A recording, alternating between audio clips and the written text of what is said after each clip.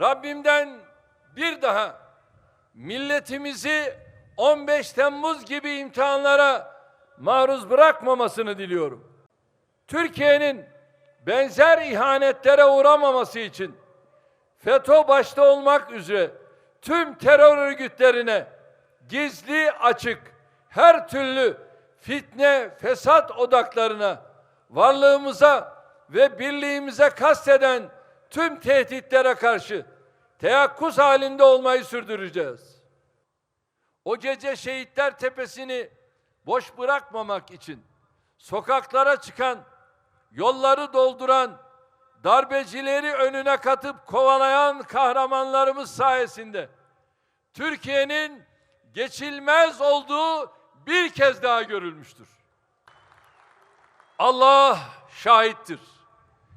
Milletim de emin olsun ki eğer o gece darbeciler Marmaris'te veya İstanbul'da Atatürk Havalimanı'nda karşımıza dikilselerdi, şehadete yürümek için bir an bile tereddüt etmeyecektik. Kritik yol ayrımlarının çoğunu geride bıraktık. Şimdi önümüzde 2023 hedeflerimize Cumhur İttifakı olarak o bütünleştirdiğimiz son bir eşik var. Onu da açtığımızda artık ülke ve millet olarak yeni bir döneme giriyoruz. Türkiye'yi bu seviyeye getirdiğimizde şehitlerimize layık olabilmenin sevincine ve huzuruna inşallah kavuşmuş olacağız. Ne olursa olsun FETÖ'nün son ferdi de etkisiz hale getirilene, cezasını çekene, ülkenin ve milletin kazan defterinden düşürülene kadar mücadelemiz sürecektir.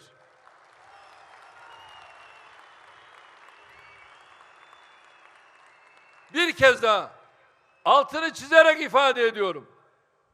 Millete silah çekenin, milletin kanını dökenin, milletin bayrağına ve ezanına göz dikenin, milletin geleceğini karartmaya kalkanın affı da olmaz, müsamahası da olmaz. Dışarıda veya içeride her kim FETÖ'cülerle, PKK'lılarla veya diğer terör örgütleriyle ilgili hak, hukuk, adalet edebiyatı yapıyorsa bilin ki kafasının arkasında ülkemizi ve milletimizle ilgili karanlık bir amaç var.